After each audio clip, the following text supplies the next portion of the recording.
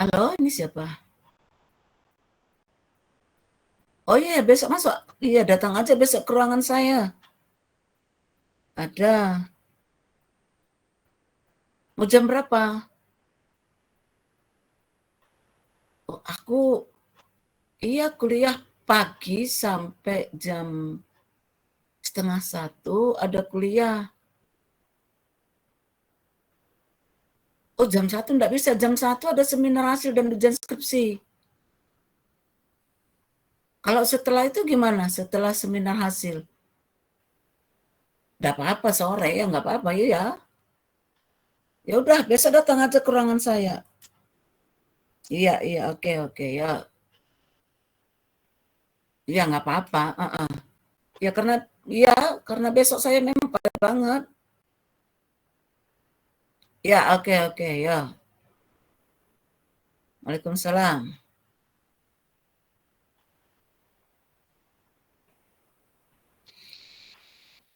Ya, kita mulai saja lah ya. Ini eh coba tak buatkan dulu ya.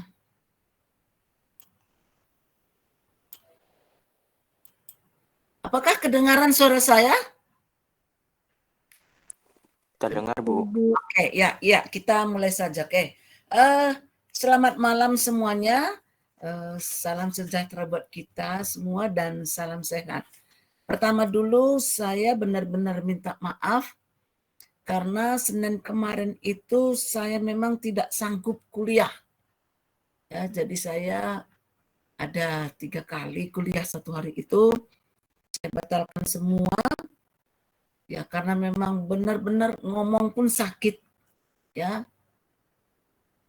berdiri pun sakit, ya sedikit aja bergerak sakit, ya, sehingga saya bingung, sehingga saya kemarin itu terus eh,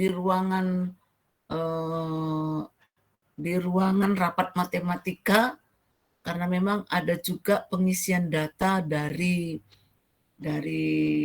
dikti kemarin harus hari itu juga selesai.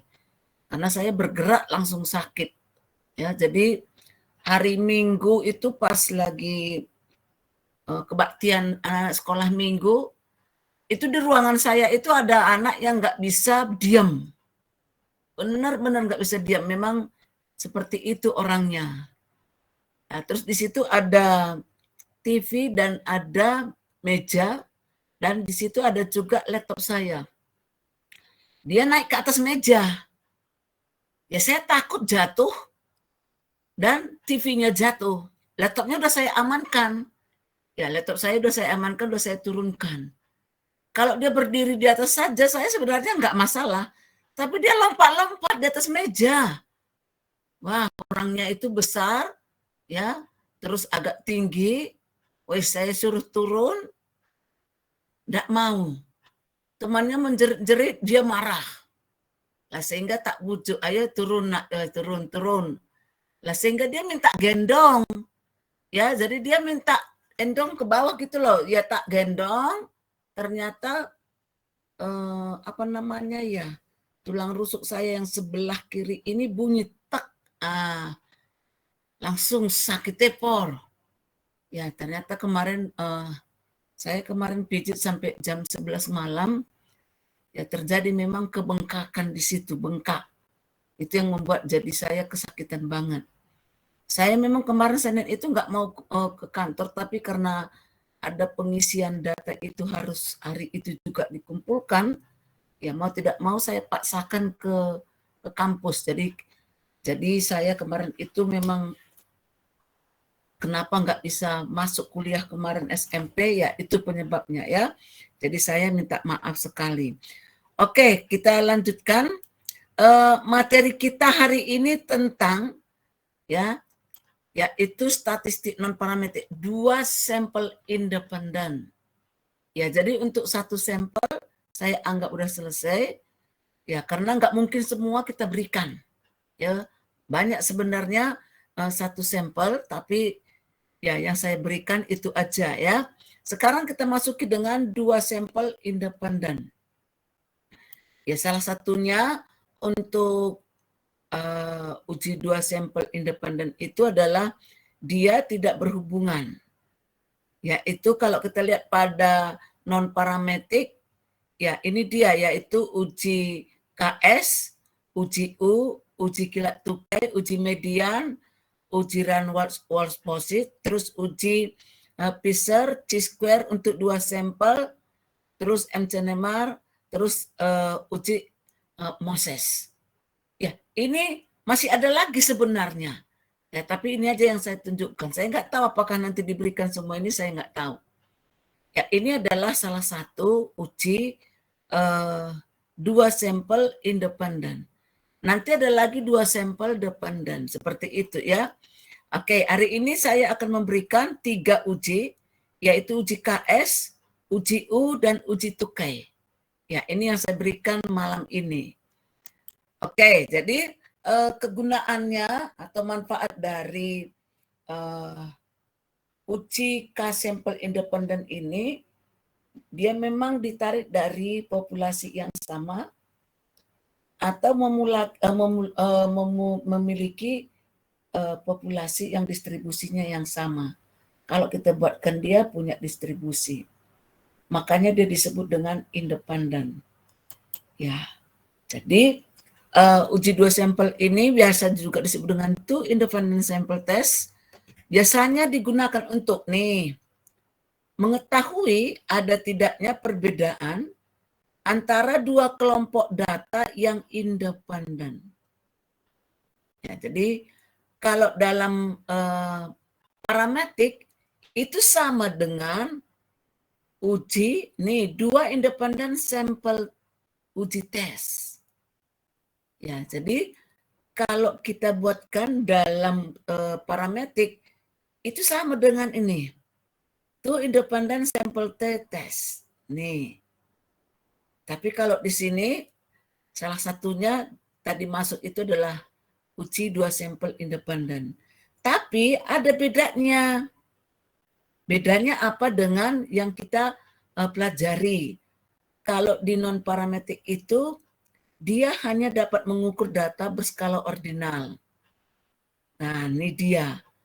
Kalau untuk uji parametik kan bisa interval, bisa rasio, bisa juga nominal, bisa juga ordinal. Tapi yang sering dipakai di sana adalah rasio dan interval. Terus di sini tidak mensyaratkan datanya itu harus berdistribusi normal. Artinya bisa normal, bisa tidak kalau di sini. Seperti itu loh.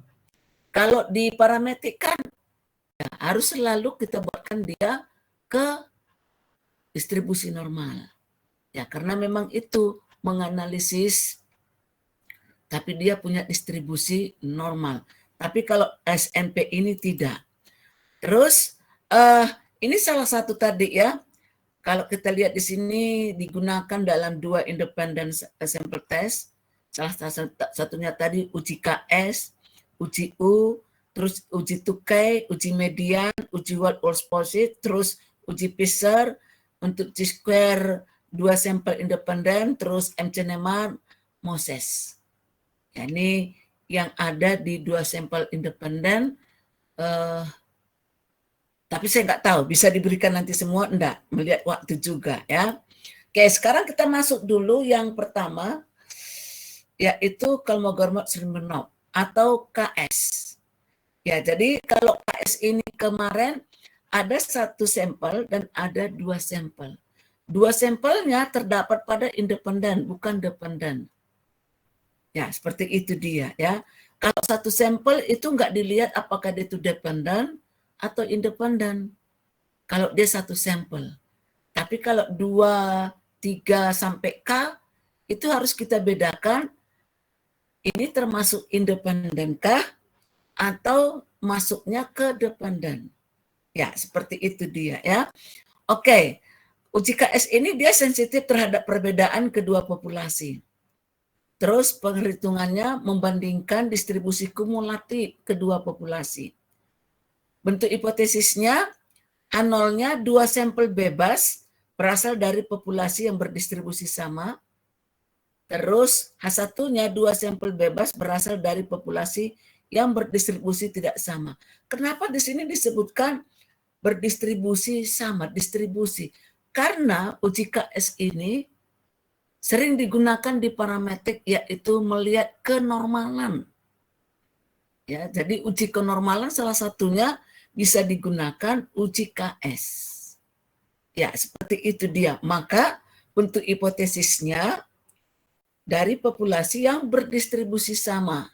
Itu H0-nya dan H1-nya yang berdistribusi tidak sama. Ya, seperti itu dia. Oke. Nah, terus datanya kualitatif karena dia sampelnya independen. Sampelnya bisa kecil. Ya, malahan untuk sampel kecil. Ya. Terus bisa juga nanti di situ digabungkan dengan uji asosiasi. Uji asosiasi itu adalah bisa alternatif chi-square untuk tabel 2 kali N. Ya, ini jika syarat chi-square tidak dipenuhi. Nah, terus dia independen, skalanya nominal, terus dependen ordinal. Ya, nih, jadi di sini memang kalau di SMP ini harus benar-benar kita tahu skalanya itu dia apa. Misalkan KS itu tadi minimal katanya nominal. Oh, berarti KS ini paling tidak dia berskala nominal. Nah, karena di SMP ini harus setiap uji harus kita tahu dia berskala apa. Kenapa? Karena distribusinya kita nggak usah mikir. Karena kita nggak perlu di situ distribusi. Karena ujinya itu sudah tersedia semua rumusnya, persamaannya. Cuman supaya kita tahu dia itu nominal atau ordinal. Walaupun dia sama-sama termasuk sifatnya kualitatif atau berbentuk kategori, tapi nominal dan ordinal itu nggak sama loh contohnya. Nggak sama. Makanya setiap uji di sini kita harus tahu dia itu termasuk skala apa. Apakah ordinal atau nominal. Kalau di parameter itu kan nggak dipikirkan skalanya loh. Karena yang manapun bisa digunakan di sana. Tapi yang sering digunakan di sana adalah rasio dan interval. Karena itu berbentuk kuantitatif. Ya, seperti itu dia. Ya, jadi kalau misalnya Anda mau membuat suatu skripsi, lihat dulu. Misalkan uji apa? Misalkan Anda kepinginnya menggunakan Kolmogorov-Smirnov itu loh. Ya. Ya, misalkan seperti itu. Kita harus tahu ini skalanya skala apa. Nominal, kenapa? Ya, seperti itu. Kalau langkah-langkah untuk ujinya ada program atau cara manual aja gampang, pakai aja masukkan ke Excel bisa dapat semuanya. Jadi penting kita harus tahu dia paling tidak bentuk skalanya apa. Nah, terus membuat rumusan hipotesisnya jangan salah. Karena ketika kita salah membuat rumusan hipotesisnya, ya udah salah semuanya. Karena di sini uji, berarti kita menguji. Ya, uji ini, semuanya menguji. Ya, sehingga tidak perlu memikirkan suatu distribusi, ya seperti itu.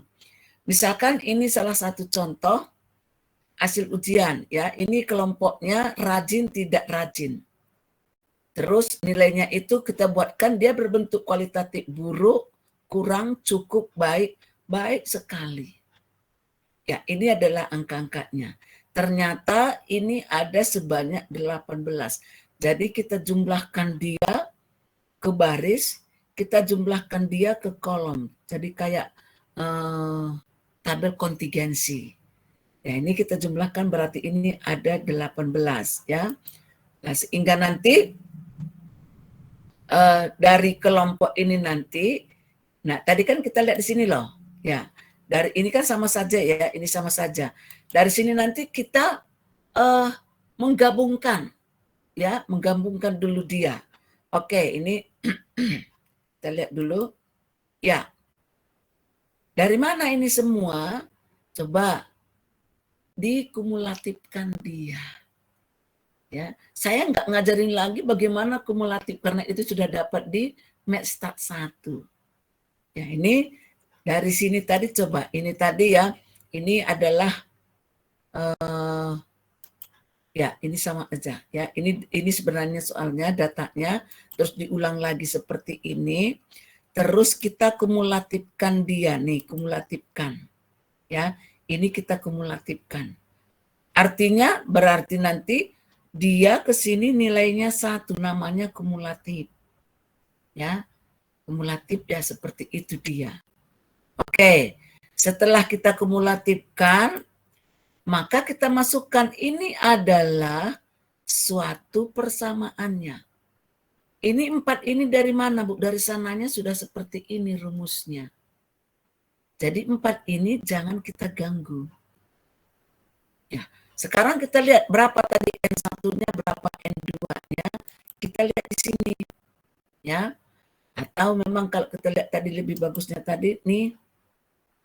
Ya, ini kan tadi ada N1, N2 di sini ya. Nah, maka kita masukkan tadi di sini tadi. Ya. Oke. Terus nanti ini kan pakainya C-square loh. Nah, ini dia. Kok C-square lagi ya? Padahal tadi kan kita belajar KS, kenapa C-square lagi? Itu dia ya. Nanti ini artinya apa? Dibandingkan dia dengan tabel C-square. Ya, nih. Jadi kita masukkan, ini dari mana ini? Dari penghitungan di sini tadi nih. Ya. Kalau kita lihat tadi untuk cukup misalkan 0,6 sekian, baiknya sekian kita cari di sini. Untuk yang cukupnya misalkan bisa. Jadi ini D-nya. Jadi dihitung dulu nilai D-nya. Ya, kita cari dulu nilai D-nya. Bentar, ke belakang ya, ke belakang. Tadi udah saya buatkan. Ya. Ya, jadi sebentar. Kalau untuk contoh ini ternyata untuk satu sampel. Ya, ini saya jelaskan dulu ini. Untuk satu sampel untuk uji KS itu biasanya digunakan untuk mengetahui apakah distribusi nilai-nilai sampel yang teramati sesuai dengan distribusi teorinya, yaitu normal atau uniform, Poisson, dan eksponensial. Ini kan masuknya semua kan distribusi kontinu. Nah, terus ada anggapan bahwa KS ini dianggap dia berdistribusi variabel yang sedang diuji. Kenapa? Dia bersifat kontinu nih. Dan pengambilan sampelnya secara acak sangat sederhana. Sehingga uji ini hanya dapat digunakan jika variabel diukur paling sedikit. Nih, skala ordinal. Ya nih. Jadi walaupun dia itu misalkan satu sampel ataupun 2 sampel, kalau untuk uji K ini, ya untuk uji KS ini dia paling tidak dia skalanya ordinal. Ya, seperti itu dia ya. Oke. Terus bisa juga nanti kita melihat uji keselarasan KS-nya. Ya. Terus bisa juga kita melihat apakah suatu sampel itu mengikuti suatu distribusi dari populasi teoritisnya. Nah, maka bisa juga menguji apakah 2 sampel itu berasal dari 2 populasi yang identik. Ya, jadi dari sini prinsipnya kita harus tahu menghitung dulu selisih absolutnya antara fungsi distribusi yang frekuensi kumulatif atau disebut dengan SX dan fungsi distribusi frekuensi kumulatif atau FOX. Ya, ini pada setiap interval kelas. Jadi nanti kita buatkan dulu, kita hitung selisihnya. Tadi ini contohnya langsung sudah dibuatkan seperti itu dia. Ya. Oke, setelah kita cari udah dapat selisihnya, baru kita bentuk apa namanya ya nanti ya, hipotesisnya. Kita menggunakan hipotesisnya apakah 2 arah, 1 arah kanan atau kiri. Ya, jadi kalau kita gunakan misalkan dia dua arah, maka bentuk hipotesisnya seperti ini dia. Ini artinya untuk semua X dari nih minus tak hingga sampai dengan plus tak hingga. Sedangkan H1-nya dia tidak sama dengan. Artinya untuk paling sedikit sebuah X, ya ada salah satunya tidak ini gitu loh. Atau kalau kita buatkan fx itu apa? Dia itu fungsi distribusi frekuensi kumulatif populasi pengamatan. Ya, tadi contohnya udah kita buatkan, namanya kumulatif, dikumulatifkan semuanya gitu ya. Sehingga UJKS ini dia merupakan selisih absolut. Jadi artinya nggak mungkin dia negatif karena di sini absolut. Absolut itu apa? Dia selalu bernilai positif. Jadi nanti selisih absolut terbesar antara XX ya, antara SX dan POX. Itulah yang disebut dengan D atau deviasi maksimumnya. Sehingga ini dia. Ya ini tadi dengan kalimat kita buatkan dia bentuknya ini. Jadi SX dikurangi dengan nih. I-nya itu adalah 1, 2 sampai dengan N. Oke, jadi ini kita cari nanti dulu apa selisihnya. Dari nilai D itu kita bandingkan dengan nilai kritis pada tabel. Ya, kalau di buku kita ini terdapat pada tabel D. Ya, kita lihat berapa ukuran sampelnya, N-nya berapa. Ya, seperti itu dia. Terus A0 ditolak jika nilai teramati maksimum lebih besar atau sama dengan nilai kritis D maksimum. Jadi kalau dalam parametrik itu kan kayak minggu kemarin, jika nilai hitungnya lebih besar dengan nilai tabel, maka dia ditolak. Sama aja dengan di sini. Ya, sama saja. Ya. Artinya kalau dia H0-nya itu ditolak, berarti distribusi teramati dan distribusi teoritis itu berbeda secara makna. Itu artinya. Sebaliknya, kalau dia itu tidak ditolak atau diterima, itu artinya tidak terdapat perbedaan bermakna antara distribusi teramati dan distribusi teoritis. Nah, sehingga perbedaan-perbedaan yang tampak hanya disebabkan apa? Variasi pencuplikan aja atau sampling variation. Ya itu. Ya, jadi tentang seperti inilah kalau Anda mau ke SMP skripsinya harus Anda tahu apa sih sebenarnya KS itu. Ya, kalau ngitung-ngitungnya saya yakin Anda pasti bisa istilahnya tutup mata lah. Kenapa? Karena ada program. Jadi kita nggak usah takut kita nggak bisa ngitung gitu loh. Ada program ya. Langkah-langkah pertama tadi kita susun nanti dulu dalam bentuk frekuensi. Setiap nilai teramati. Terus menyusunnya berurutan mulai dari terkecil sampai nilai terbesar. Setelah itu kita susun frekuensi kumulatifnya dari nilai-nilai yang teramati tadi. Lalu kita konversikan frekuensi kumulatif itu ke dalam probabilitas, yaitu dalam fungsi distribusi frekuensi kumulatif atau disebut tadi SX. Ya. Jadi ingat bahwa distribusi frekuensi teramati harus merupakan hasil pengukuran variabel paling sedikit dalam skala ordinal. Tidak bisa nominal. Kenapa? Anda harus tahu. Contoh nominal itu apa?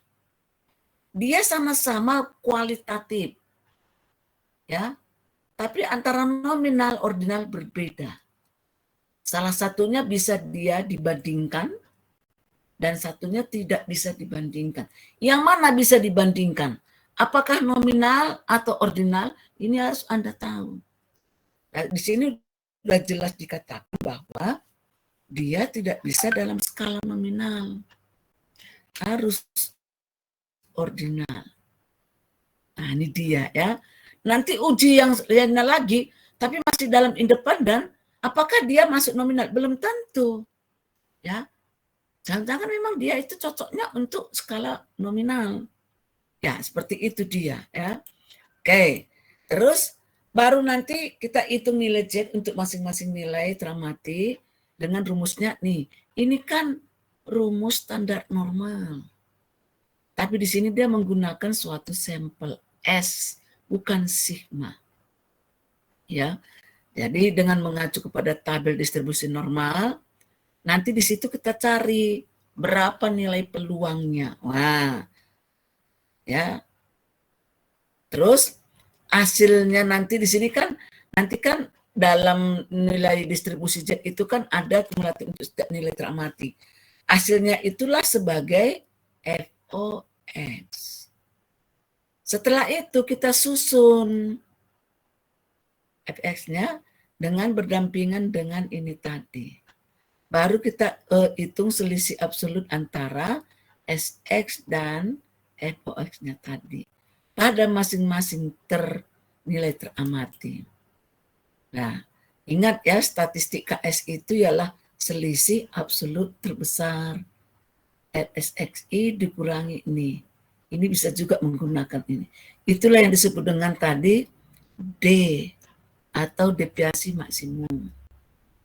Ya, sehingga nanti dari sini bisa kita lihat bagaimana nilai D-nya. Apakah lebih besar dari nilai tabel atau lebih kecil? Tergantung dengan kita menggunakan apakah dua arah. Ya, nih. Karena kalau dua arah berarti alfanya dibagi 2. Hati-hati di situ ya. Nah, sehingga contohnya ini adalah tentang usia mulai haid ya, yaitu ada 18. Kita disuruh menguji menggunakan KS. Standar deviasinya nih. Ya, jadi kita buatkan di sini. Ya, ini datanya, ini usianya, hasilnya maksudnya usia 10 tahun, 11. Ini ada yang sampai 16. Frekuensinya tahu jumlahnya sekian orang. Lah, setelah itu tadi, langkah pertama tadi apa yang kita buatkan dulu? Bentuk dulu rumusan hipotesisnya. Jadi kita buatkan di sini untuk A0-nya, kedua sampel berasal dari populasi dengan distribusi yang sama.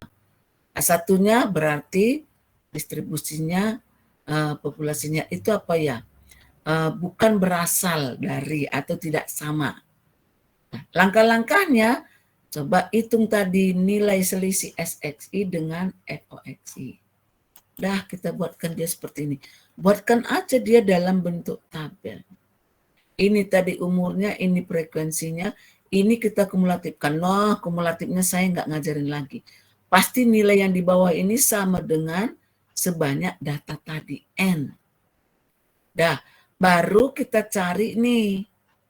Ya, SX itu adalah frekuensi kumulatif dibagi dengan sima frekuensi.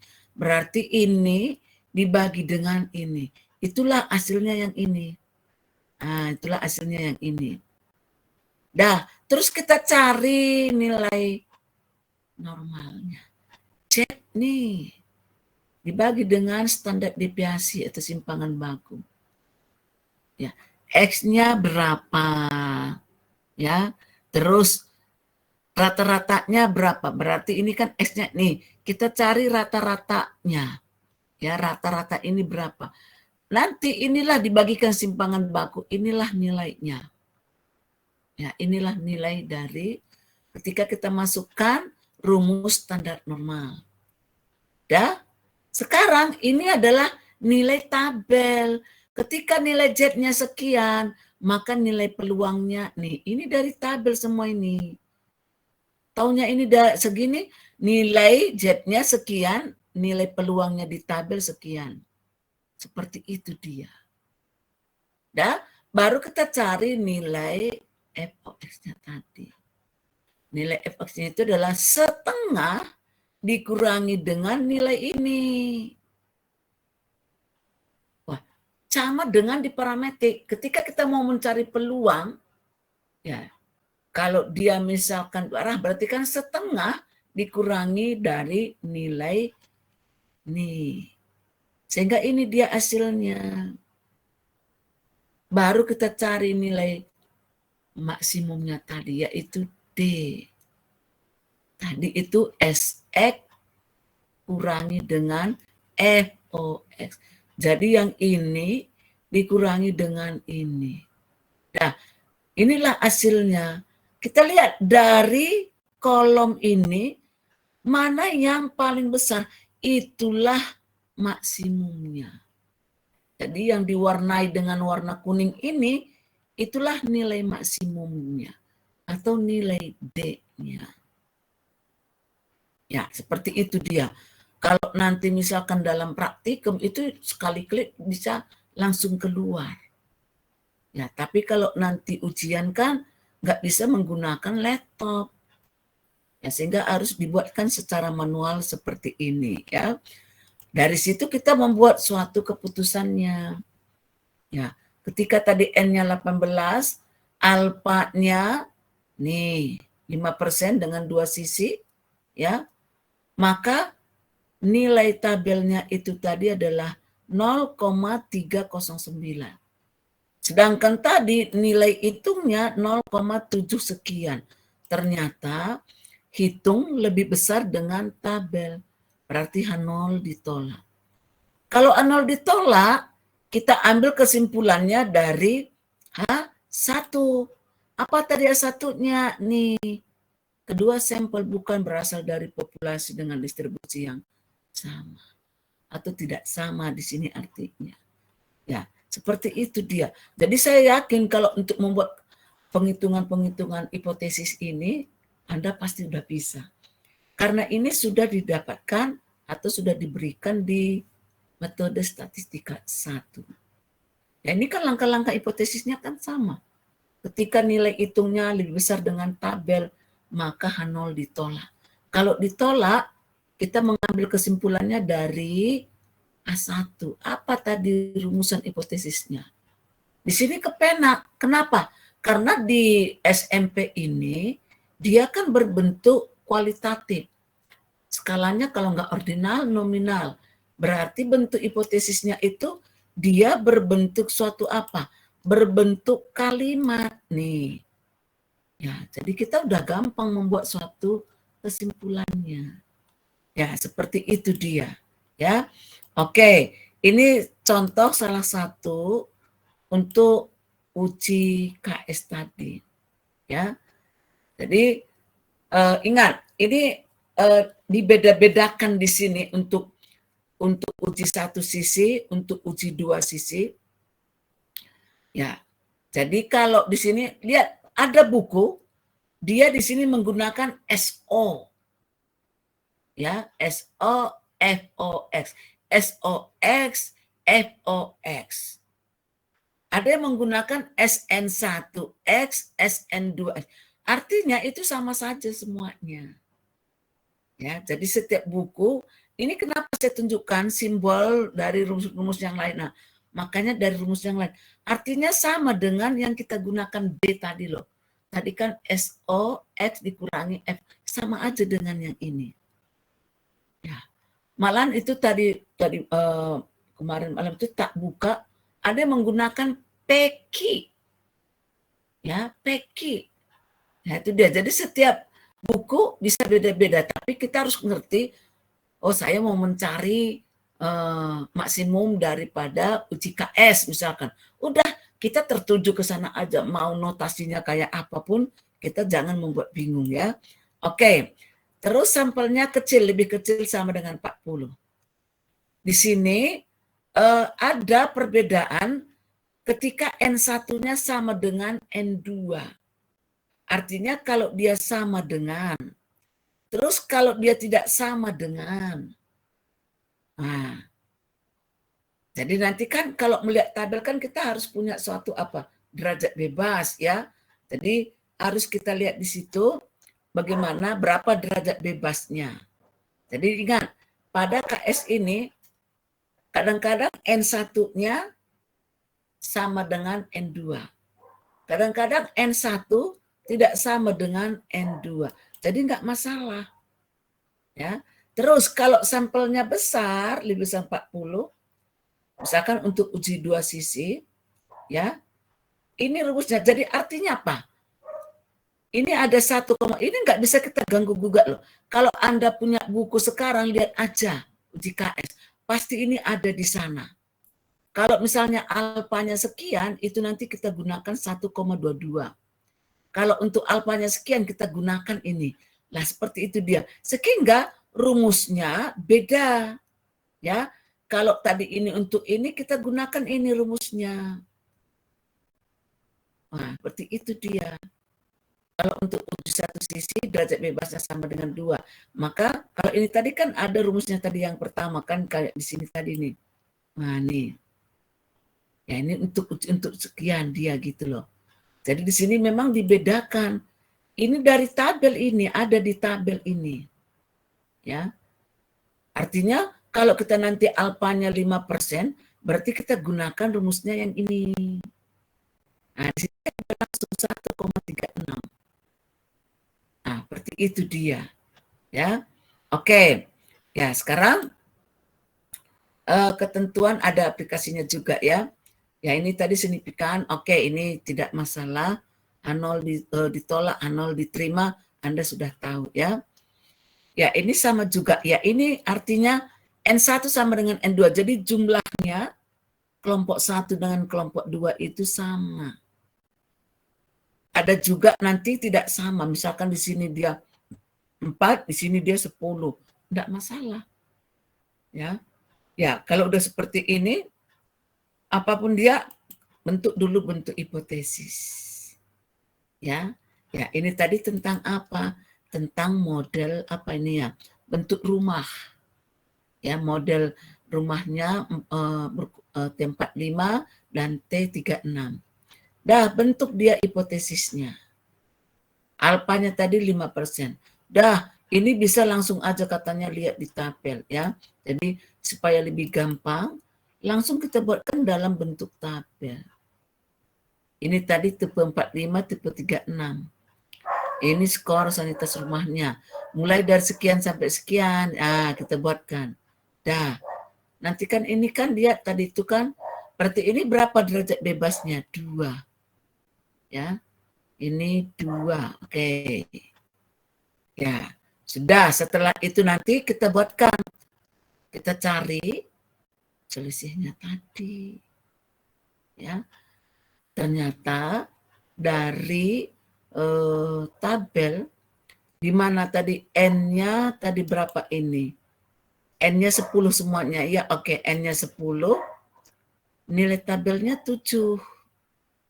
Alfanya 5%. Terus tadi di sini nilai hitungnya tadi berapa? 2 ya tadi ya. Yang paling besar tadi 2. KD-nya di sini 2. Ini sudah dapat. Oke, dah. Berarti dia itu lebih kecil dengan nilai tabel. Maka 0 diterima. Nah, karena hitungnya nilainya 2, tabelnya 7. Artinya berarti kalau diterima kesimpulannya diambil dari nih. Jadi kita buatkan tadi tidak berbeda skornya dia bentuknya ini tadi nih. Tidak beda berarti ini. Ya. Kalau A0 ditolak, kesimpulan ambil dari H1. Kalau A0-nya itu diterima, kesimpulan diambil dari H0. Makanya ini kesimpulannya diambil dari H0. Ya, seperti itu dia ya. Ya. Ini adalah salah satu tabelnya nih. Contoh salah satu tabelnya. Jadi ini alfa 5%, ini 1%, ya. Ini untuk satu arah, ini untuk 2 arah. Ya, jadi di buku itu di belakangnya itu pasti ada tabel seperti ini. Ya, ini yang tidak sama nih. Ya, ini jumlah N-nya ini tidak sama dengan jumlah N yang ini. Walaupun dia tidak sama, tetap ya ini tentang skor posyandu ya. Jadi tentang kader posyandu dan kader konseling. Tetap kita buatkan dulu apa? Bentuk hipotesisnya. Kita buatkan dia seperti ini. Jadi bentuk hipotesisnya dia berbentuk kualitatif. Ya, kategori, kalimat. Itu dia. Alpanya ini. Nah, rumus statistiknya kita gunakan yang ini. Nah, setelah membentuk hipotesisnya, udah. Nah, ini kita buatkan dia nih tadi nih seperti ini. Nah, ini tadi datanya yang dah. Kita hitung. Nah, ini tadi menggunakan SN1, SN2 atau SOX dikurangi FOX sama aja. Ya. Jadi kita buatkan mulai dari skornya sekian, kita kurangkan hasilnya ini. Nah, setelah itu baru kita buatkan, kita gunakan rumusnya ini tadi nih. Dapatnya ini dia. Nah, baru nanti kita lihat nilai tabelnya. Ketika derajat bebasnya 2, alfanya 5%, ini dia nilai tabelnya. Ternyata nilai hitung, itu katanya kan lebih apa ini? Lebih besar ya. Nah, hitung, oh iya nilai tabelnya, bentar. Nilai hitungnya tadi, ini dibuatkan masuk, oke. Terus ini, ya dapat ya, C-square hitungnya dapat ya. Berarti ditolak. Ya, 0 ditolak ya. Nih, oke. Sama saja semuanya ya. Terus ini juga ini sampel besar tapi uji satu arah. Ya. N1, N2 sama. Ya. Artinya di sini ada beberapa saya buat contoh. Ada contoh N1, N2-nya sama. Ada N1 tidak sama dengan N2. Menggunakan dua arah. Sampelnya kecil. Ada sampelnya besar, uji satu arah. Seperti ini dia. Nah, ini sama saja. Bentuk dulu hipotesisnya. Ya, baru nanti kita masukkan dia ke dalam bentuk tabel buat seperti ini. Ini kan untuk mempermudahkan menghitung dengan rumus ini tadi. Kalau kita buatkan dia seperti ini kan langsung dapat dia. Ternyata maksimumnya dapatnya ini. Nah, ini dapatnya. Ya. Jadi kalau kita lihat di sini yang paling tinggi nih. Nah, di antara ini kan kita lihat nih. Di sini dia paling tinggi nih. Oke ya. Atau kalau kita buatkan gunakan rumus ini bisa. Baru kita putuskan. Hitungnya sekian ya. Dah nilai maksimumnya sekian. Untuk C-square-nya tadi masukkan rumus ini dapatnya ini dia. Wah, baru kita lingkan. Apakah ditolak atau diterima? Ternyata derajat bebasnya 2, alfanya sekian, C-square-nya tadi sekian, ini lebih besar dengan ini. Berarti H0 ditolak. Kalau ditolak, ambil kesimpulan dari A1. Ini tadi A1-nya. Ya. Oke, ya ini untuk sampel besar uji dua sisi. N1 sama dengan N2. Jadi langkah-langkahnya sama. Artinya apa? Kalau Anda ngerti salah satu aja contoh, sama semuanya caranya. Cuma di situ harus Anda lihat apakah N1-nya sama dengan atau tidak sama dengan. Ya, sekarang nih kalau kita lihat di sini untuk sampel besar uji dua sisi, ya. Nah, ini di sini dia menggunakan rumusnya ini tadi nih. Bukan 4 kali tadi, bukan. Ya, kita gunakan ini.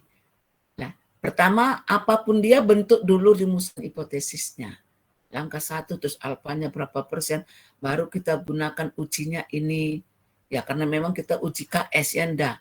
Terus kita buatkan dalam bentuk tabel dia seperti ini. Dari sini kita lihat kan mana yang penting. Oh, ternyata ini juga. Jadi sama saja dengan yang tadi. Ya. Oke, terus kita cari nilai di maksimumnya menggunakan rumus ini. Ternyata nilainya ini. Wah, nilai di sininya lebih besar dengan nilai yang di sini tadi, maka 0 ditolak. Kalau ditolak, kesimpulan dari A1. Ya, seperti itu dia ya. Oke. Ya, ini ya. Jadi ini adalah tabel-tabel yang harus Anda tahu. Makanya saya bilangin harus punya buku, karena buku itu di belakangnya ada tabel. Nih, jadi ada rumus-rumusnya tadi itu berbeda. Kalau alfanya sekian, maka kita gunakan rumusnya ini. Kalau alfanya sekian, ini dia nih. Jadi ada ketentuannya, nggak bisa sembarangan. Ya, jadi ini adalah tabel harga kritis D dalam uji 2 sampel KS atau disebut dengan sampel besar 2 sisi. Ini dia alfanya, ini dia rumus-rumus yang harus kita gunakan untuk mencari nilai D maksimum. Tuh, ya. Jadi harus kita tahu itu ya. Ya, ini salah satunya. Nah, ini salah satunya nih. Panjang banget ke bawah ini. Ya. Wah, nih. Ya, jadi ini nggak usah saya tunjukkan, Anda bisa download juga ya. Oke. Terus KS ini ada keuntungan dan kerugian relatif untuk uji kesesuaian. Makanya ya setiap uji pasti ada kelemahan dan ada keuntungannya. KS ini dibandingkan dengan uji kesesuaian untuk C kuadrat. Ya, kita tahu bahwa untuk distribusi C square, salah satunya bisa melihat kesesuaian. Ya, apakah itu sudah sesuai atau belum? Godness of fit. Nah, seperti itu dia. Ya, dalam uji KS ini tidak perlu dilakukan kategorisasi. Dengan demikian semua informasi hasil pengamatan terpakai. Terus uji KS bisa dipakai untuk semua ukuran sampel. Sedang ya uji C kuadrat membutuhkan ukuran sampel minimum tertentu. Artinya uji KS ini ya kalau misalnya tadi kan ada lebih besar 40, lebih kecil 40. Kenapa? Karena tadi di situ uji-ujinya itu kalau alfanya sekian 2 arah, ini loh rumusnya digunakan. Kalau alfanya sekian, ini loh. Nah, jadi sudah ada ketentuannya dibuatkan seperti itu. Ya, makanya kalau untuk melihat kenormalan sering menggunakan uji KS ini. Gampang, ya. Terus dia itu nilainya itu sudah istilahnya paten seperti itu. Nggak bisa lagi kayak diganggu gugat. Ya, jadi orang senang menguji kenormalan menggunakan KS ini ya. Terus uji KS ini tidak bisa dipakai untuk memperkirakan parameter populasi. Sebaliknya, kalau uji C-square bisa digunakan untuk memperkirakan parameter populasi dengan cara mengurangi derajat bebas sebanyak parameter yang diperkirakan. Ya. Terus uji KS memakai asumsi bahwa distribusi populasi teoritis dia bersifat kontinu. Ya benar. Nah, seperti itu. Ini adalah salah satu kunci di KS. Ya, seperti itu dia ya. Oke, ini untuk uji KS ya. Sekarang yang kedua yaitu uji Mann-Whitney atau uji U ya, uji U.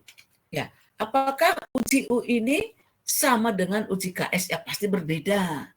Kalau sama ya ngapain ada uji U, ada uji KS, ya enggak. Lah, uji U ini digunakan mengetahui ada atau tidaknya perbedaan dari 2 sampel yang independen. Jadi dia merupakan uji non-parametrik yang menjadi alternatif dari uji T nih. Ya, lihat nih, kalau di parametrik itu sama dengan uji T. Nah, cuman berbeda dengan SMP. Kenapa? Dia di sini paling tidak berskala nominal atau ordinal. Tuh. Kalau di parametrik nggak perlu disebutkan apakah skalanya ini, nggak perlu ya. Terus disebut juga uji U. Kenapa? Karena statistik yang digunakan untuk menguji hipotesis nolnya disebut U. Makanya terkenal uji U. Ini adalah namanya sendiri ini loh. Jadi yang menemukannya. Ya, seperti itu dia. Oke. Sekarang uji 2 sampel ini ya, mempunyai tujuan yang sama dengan uji T, ya, yakni ingin mengetahui apakah 2 buah sampel yang bebas berasal dari populasi yang sama. Bebas atau independen berarti 2 buah sampel itu tidak tergantung satu dengan yang lain. Ya, seperti sampel misalkan sifat pria dan sikap wanita, dia kan nggak tergantung. Sifat saya kan nggak tergantung kepada suami saya. Suami saya sifatnya tidak tergantung ke saya, seperti itu loh. Ya, jadi dia tidak tergantung. Itulah makanya dia disebut bebas atau independen. Ya. Ya, jadi di mana seorang tidak mungkin dalam waktu bersamaan menjadi pria atau wanita, kan nggak mungkin loh. Masa aku tiba-tiba menjadi pria? Kan nggak mungkin. Ya, itulah yang disebut dengan independen atau bersifat bebas. Jadi dia satu dengan yang lain bebas, tidak tergantung. Ya, oke. Terus untuk pada parametrik ini uji perbedaan 2 sampel dilakukan yaitu dengan menggunakan uji T. Hanya uji T mensyaratkan tadi apa skalanya? Interval dan rasio, bukan nominal ordinal. Ya, atau dia harus mengikuti ini normal atau dianggap normal. Ya. Jika salah satu syarat tidak terpenuhi, misalkan data bertipe nominal atau ordinal, data bertipe interval atau rasio, tetapi tidak berdistribusi normal, maka uji T harus diganti dengan uji SMP. Nah, ini dia. Jadi jangan dipaksa. Seperti di regresi. Misalkan Anda punya data, ya, asumsi regresi itu dia harus berdistribusi normal. Nah, ternyata Anda plot tidak normal. Anda transformasi, ternyata tidak normal. Stop. Jangan gunakan regresi. Cari metode statistik yang lain. Itulah maksudnya ini. Nah, jadi jangan dipaksakan dia menggunakan uji T. Ganti atau ubah dia ke SMP. Ya. Khususnya ditujukan untuk independen. Nah, ini dia. Ya. Jadi ini kan bisa salah satu judul penelitian loh. Bisa. Ya, ini saya udah senang ada beberapa mahasiswa sudah mengambil tugas akhir ke SMP. Ya. Cuman di SMP ini harus hati-hati. Karena di sini di SMP ini ada independen, ada dependen, itu aja. Skalanya nominal, ordinal. Ya. Jadi harus Anda ngerti apa itu independen dan apa itu dependen, apa itu ordinal dan apa itu nominal. Di situ kuncinya di SMP ini. Kalau langkah-langkah menguji hipotesis, menghitung-hitung, saya rasa itu bisa dibantu oleh program. Ya, seperti itu dia. Misalkan contohnya, Anda sudah punya data loh. Data yang Anda punya itu masuknya kemana? Misalnya Anda kepinginnya TA-nya mau ke SMP. Tapi aku sudah punya data, Bu. Tidak masalah. Tapi data yang Anda punya ini cocoknya kemana? Apakah dia itu ke independen atau ke dependen? Kalau bisa ambil K. Artinya lebih dari 2. Kenapa? Karena di sini kan kita berikan nanti 1 sampel, 2 sampel, 3 sampel. 3 sampel itu sampai K sampel. Jadi kalau Anda misalkan mau membuat TA dari SMP, katanya itu paling tidak 3 lah gitu loh. Ya. Ya, 3 sampel, jangan hanya 1, 2. Karena 1, 2 itu kayak sudah diberikan di perkuliahan seperti itu. Nah, makanya di sini kan saya selalu memberikan contohnya itu 2 sampel, 3 sampel. Supaya K sampelnya nanti bisa diambil TA. Ya, seperti itu dia. Ya, jadi ini dia. Jadi jangan dipaksakan. Kalau memang dia itu tidak bisa, ya enggak memenuhi syarat, dia bertipe skala interval rasio tapi tidak normal, sudah jangan gunakan UJT. Karena UJT itu adalah berdistribusi kontinu, berdistribusi normal. Ternyata tidak normal, stop. Arahkan dia ke SNP. Oh, berarti ini tadi UJT dia berhubungan dengan apa? Oh, independen. Bukan dependen, tapi ke independen, yaitu bebas. Seperti itu dia. Ya. Terus salah satu alat uji 2 sampel tadi itu adalah ini uji U ini. Ya, itu. Jadi parametrik non parametrik itu pasti ada selalu pendekatan. Ya. Tapi nggak mungkin sama. Kalau sama ya nggak mungkin ada SMP parametrik, nggak mungkin ya udah disebut aja semua parametrik. Ngapain ada SMP? Pasti ada perbedaannya. Makanya ada SMP dan ada parametrik, seperti itu dia ya. Kalau untuk uji dalam prosedur pengujian hipotesisnya sama semuanya. Apapun ujinya, bentuk dulu rumusan hipotesisnya. Bentuk hipotesisnya nih, H0-nya tidak terdapat perbedaan rata-rata sampel satu dengan yang lainnya. A1-nya ada perbedaan. Ya, baru nanti kita tentukan nilai alfanya dan U tabelnya itu kita gunakan berapa persen. Apakah 1% atau 5%? Sehingga nanti nilai U tabel dengan N1 dan N2 tertentu. Baru kita hitung. Menggunakan uji apa? Ya uji U, karena tadi itu judulnya. Kalau di parametrik kan enggak harus kita tahu loh. Ini ujinya apa ya? Kalau dia misalkan uji rata-rata, uji rata-rata ada Z, ada T.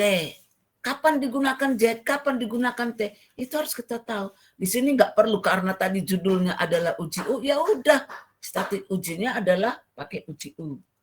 Ya, seperti itu dia. Baru nanti kita tentukan penolakan atau penerimaan. Ketika nilai hitungnya lebih besar dengan tabel, nih kita buat di situ. Nah, ini sama saja semuanya ya. Oke. Ya, terus baru kita tentukan nilai uji statistiknya berapa tadi nilai U-nya. Untuk penentuan nilai uji statistiknya melalui tahap-tahap sebagai berikut nih. Pertama, gabungkan kedua sampel. Ya. Terus memberi urutan tiap-tiap anggota. Dimulai dari pengamatan terkecil sampai terbesar. Ingat, gabungkan nih kedua sampel. Jadi kalau tadi ada 2 kelompok, kelompok 1, kelompok 2 digabungkan dulu dia. Terus kita beri nih peringkatnya. Ya. Jadi kita beri peringkatnya. Kita sebutnya peringkat untuk X dipisahkan. Kita sebut nanti kita jumlahkan. Hasil jumlahnya itu kita sebut RX. Terus kita beri lagi peringkat pada kelompok Y. Nanti hasil jumlahnya kita sebut dia RY. Baru kita hitung menggunakan uji U tadi dengan rumusnya ini. Ini untuk UX, jadi di sini pakainya RX. Ini untuk UY-nya, di sini menggunakan Y. Apa itu UX, apa itu Y, di sini ada. Ya, seperti itu dia. Ya, jadi ini beda dengan KS tadi. Yang tadi nggak digabungkan, tapi kalau di sini digabungkan dulu. Ya, oke. Ya, jadi Ini kasus sampelnya kecil, bisa. N-nya lebih kecil 20. Sebenarnya tujuannya ini nih. Melihat perbandingan antara dua perlakuan terhadap kontrol. Sehingga di parametrik ini memang sangat-sangat mudah, gampang. Ya, oke. Langkah-langkahnya tadi apa? Apapun dia buat hipotesisnya. Tapi ketika kita mau masuk ke uji U-nya, data dua sampel digabungkan. Terus data gabungan diurutkan. Terus data terurut kemudian di ranking. Untuk data yang sama, rankingnya adalah rata-ratanya. Misalkan di situ ada nilainya 4, 4, 4. Ya harus ini kita rata-ratakan. Karena di sini nggak ada anak tiri, nggak ada anak kandung. Semuanya anak. Jadi supaya dia menjadi anak semua, dirata-ratakan. Ini maksudnya ini. Terus pisahkan ranking sampel 1 dan sampel 2. Jadi tadi dia di kelompok X, kelompok Y, ini nanti kita pisahkan rankingnya. Nah, tadi kan sampel 1 R. RX kalau kita gunakan X. Kalau kita gunakan 1 R1. Pada sampel 2 kita sebut RY atau R2. Oke, ini tadi ya. Oke, sudah. Terus ini kok balik-balik lagi ya. Ya. Ya ini oke, N1 atau N2 yang tertinggi nih. Dah. Ini sama saja. Saya mau ngambil ini contohnya. Jadi kan kecil kan cuma berapa nih? Ya. Dah, gabungkan dulu kelompok X dengan kelompok Y. Terus kita urutkan sehingga dia bentuknya ini. Nih, ya. Jadi sini mana tadi masuk yang X-nya tadi 0,5. Jadi kita lihat di sini tadi 0,5, 1,9. Nah, kita masukkan di sini kita buatkan. Wah, asalnya tadi ini dari X, ini asal dari Y, ini dari Y, ini dari asal X. Terus kita peringkatkan. Wah, ini ternyata ini peringkatnya seperti ini. Ya, peringkat per kelompok nih. Nah, ini kelompok peringkat per kelompok X, ini peringkat per kelompok Y. Ini kita jumlahkan disebut R1 atau RX. Ini disebut dengan RY. Seperti itu maksudnya langkah-langkahnya tadi. Baru setelah itu masukkan statistik ujinya cari. Wah, dapat nilai UX-nya sekian. Oke, terus kita cari lagi UY-nya. Dapat nilai UY-nya, statistik uji U-nya 8. Oke, setelah itu bagaimana? Ya, setelah itu, ya nih, pilih nilai uji yang terkecil. Baru bandingkan dengan nilai tabel. Ya. Tuh, jadi di sini pilihlah nilai yang terkecil. Jadi di SMP ini juga saya bingung loh. Saya kepingin tahu kenapa selalu di sini ambil yang terkecil. Misalnya pertama saya masukkan nilai uji tanda. Itu juga kan nilai terkecil. Plus minus. Tapi nilainya yang terkecil. Kenapa tidak yang terbesar? Nah, itu kan salah satu pertanyaan loh. Kenapa selalu di sini digunakan nilai yang terkecil? Menggunakan uji apapun selalu dilihat nilai terkecil. Uji U ini juga nilai terkecil. Ya, jika nanti kalau misalnya tadi kan nggak sama loh jumlah N1 dan N2. N1-nya 4, N2-nya 5. U terkecilnya berarti pada UY. Dah, lihat tabel. Ketika N1 4, N2 5, nilai tabelnya 1. Ya, sekarang nilai UY-nya ini berarti nilai hitung lebih besar dengan nilai tabel, maka H0 ditolak. Nah, seperti itu dia ya. Oke, terus untuk langkah yang keempat, ambil kesimpulan. Nih tadi nih. Nah, artinya kesimpulannya tidak ada perbedaan median antara kelompok X dan Y. Nah, ini kalau di sini sudah saya jelaskan juga dari satu sampel. Untuk membuat satu kesimpulan keputusan, itu satu sampel, dua sampel, sampai K sampel itu sama. Di parametrik juga kan seperti itu loh. Satu sampel, dua sampel itu kan keputusannya itu kan sama kan. Oke, ya. Itu adalah salah satu contoh untuk uji U. Ini juga nih, ini kan contohnya berupa bentuk kualitatif ya enggak? Ya, sangat suka, cuman kita buatkan nilainya. Misalkan sangat suka nilainya 5, sangat tidak suka nilainya 1. Ya. Terus kotanya Jakarta, Tangerang, tentang roti nanas. Ya, di sini juga ada. Di Purwokerto-nya ada. Ya. Kenapa milihnya di Jakarta dan Tangerang ya? Ah, ini kan soal ya. Kayak ini dia. Ya, ini tadi ada 13, kotanya ini. Kalau tadi 1 itu adalah Jakarta, 2 adalah Tangerang.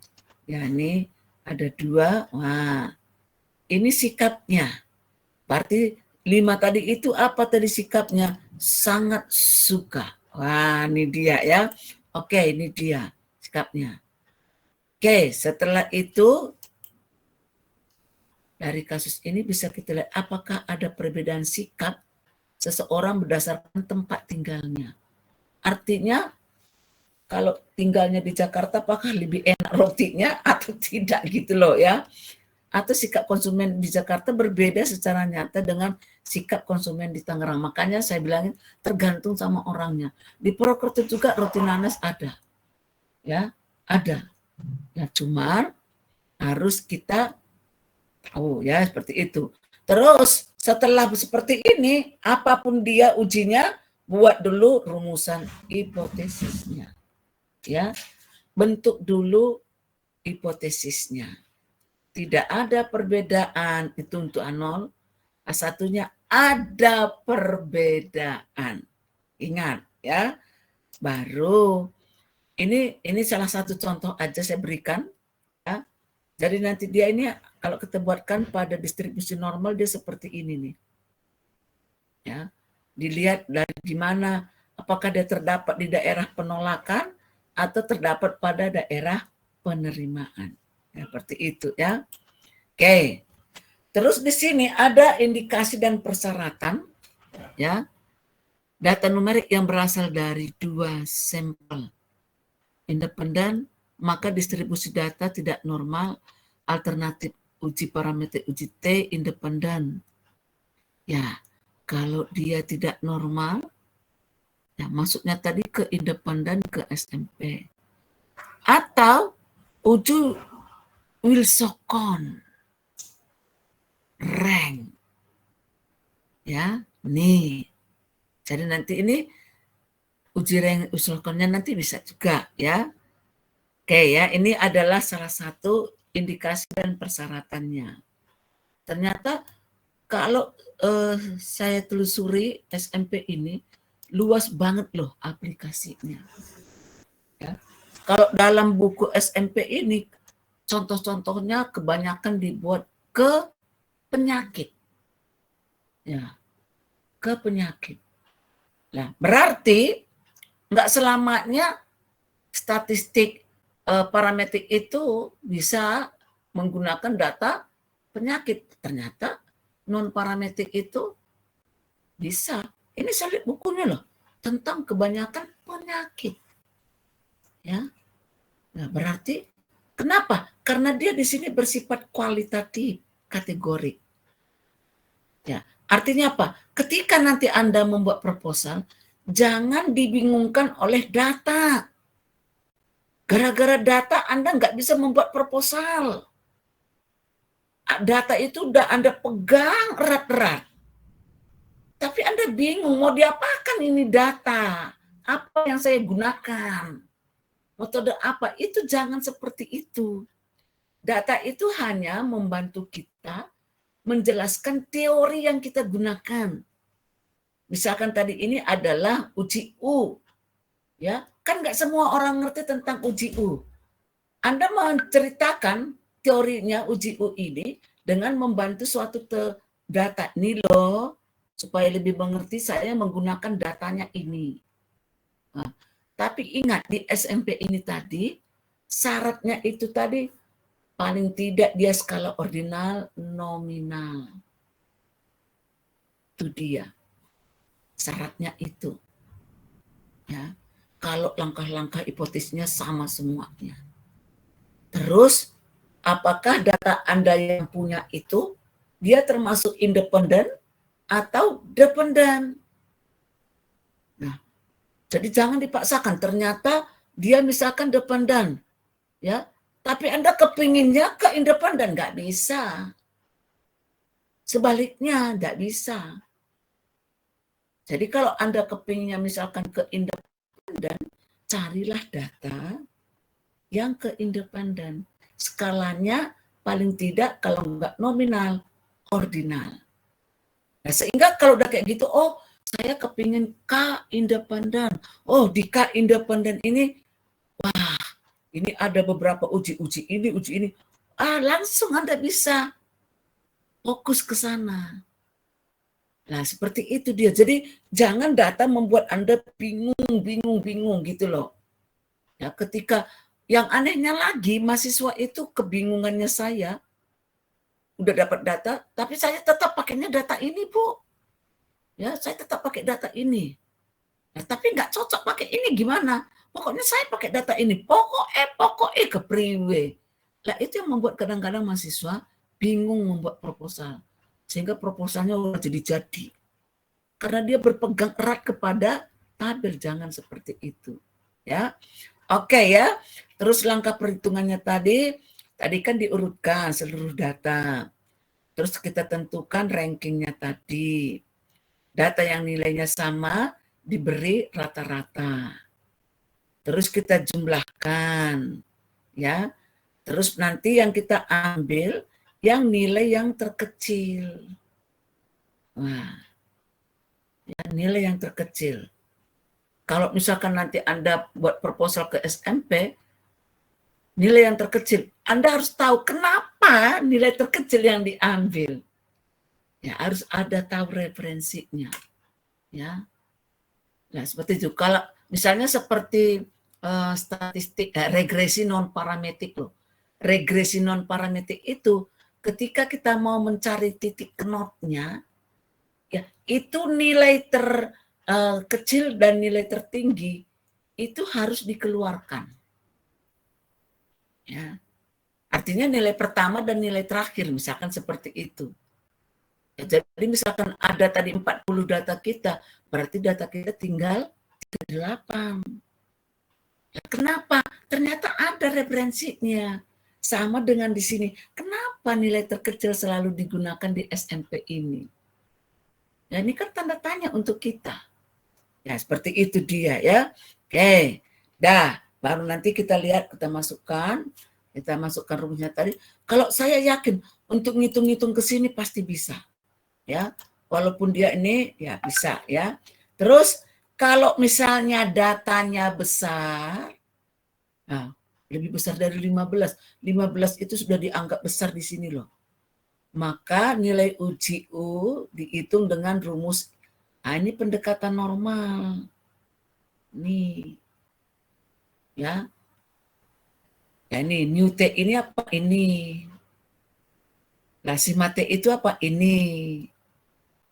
Nah, ini standar normal ini loh. Wah, ini dia.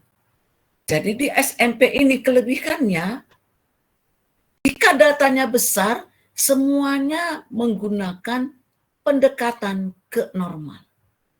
Nggak ada yang ke C-square, ke F, nggak ada. Semuanya ke normal, yaitu C. Ya, itu dia. Jadi nggak sulit. Ya, jadi nggak ada yang ini besar kemana ya, T atau Z ya? Enggak, tetap langsung aja digunakan ke Z. Ya, seperti itu. Karena sudah ada ketentuannya di SMP ini. Ketika datanya besar, ini dianggap datanya besar nih, lebih besar dari 15. Maka pendekatan mengerjakannya gunakanlah. Ini kan rumus standar normal. Apa itu new T ini? Apa itu si mate ini? Nah, ini akar. Seperti itu dia ya. Oke. Ya, terus bisa juga kita nanti menentukan nilai peluangnya, p-value-nya. Ya. Jika N setiap kelompok lebih kecil 15, maka nilai P didapat dengan membandingkan nilai T dengan nilai tabel U. Jika N pada salah satu kelompok lebih besar 15, maka nilai P didapat dengan membandingkan nilai Z. Artinya, kalau datanya besar, berarti kita menggunakan data distribusi normal, standar normal atau Z. Kalau N-nya lebih kecil 15, kita menggunakan tabel U. Ya, di buku kita ini ada di belakang tabel U. Ya, seperti itu dia. Oke, alternatif lain untuk uji T 2 sampel bebas. Ya, ini tadi ya. Jadi artinya uji U ini tadi sama dengan uji T. Ya, tapi dengan syarat dia berdistribusi normal. Kalau dia tidak normal, stop. Masukkan dia ke SMP. Ya, seperti itu dia ya. Alternatif lain uji T 2 sampel bebas, penghitungannya berdasarkan frekuensi teramati. Misalkan bentuk A0-nya nih, ya, terus A1-nya ini dia. Oke, ya nih ya, tadi ini bisa, ini sama aja dengan yang ini tadi ya, sama saja. Ya, sama saja ini, ya ini kemarin saya lihat ada lagi buku ya, mencari rata-rata seperti ini, simpangan bakunya ini, bentuk standar normalnya ini. Wah, ini kan N1 lebih besar 10, nah ini 10 aja sudah dianggap besar ya. Jadi memang SMP ini keenaknya ya itu karena kita nggak butuh apa ya besar datanya. Bila ada ranking yang sama dikoreksi, maka kita gunakan rumus ini. Sehingga nanti nilai Z-nya sama dengan ini. Ya. Ya, ini untuk nilai Z-nya, atau bisa juga ini. U-nya itu adalah ini dia. Maka nilai rata-ratanya ini, nilai variansinya ini. Ya. R1 itu apa? Total peringkat salah satu sampel tadi ya. Ya, contohnya ini lagi ya. Ini contoh, ini wanita sambung ke sini. Nah, pria sambung ke sini. Ya, jadi ada sebanyak 24. Ya, ini tentang diskriminasi pengajian atas gender.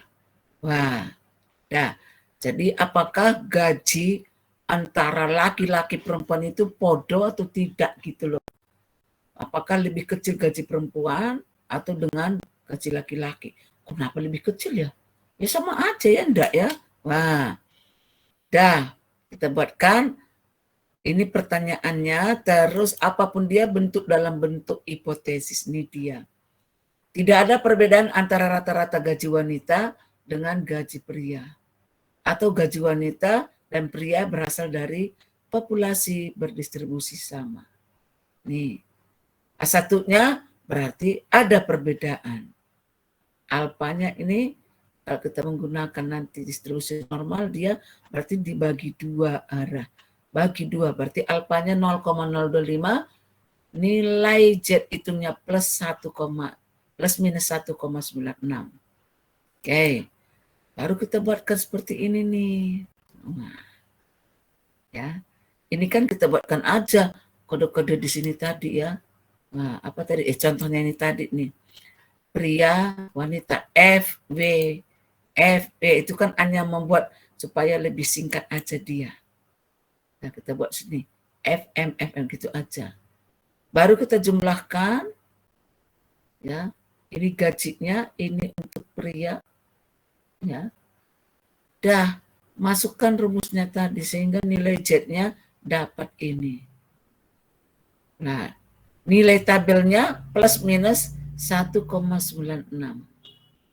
Ternyata hitung lebih kecil dengan nilai tabel. Maka H0 diterima. Kalau A0 diterima, kesimpulannya diambil dari H0. Nah, itu dia ya. Ini juga sama sama saja ini contohnya ya.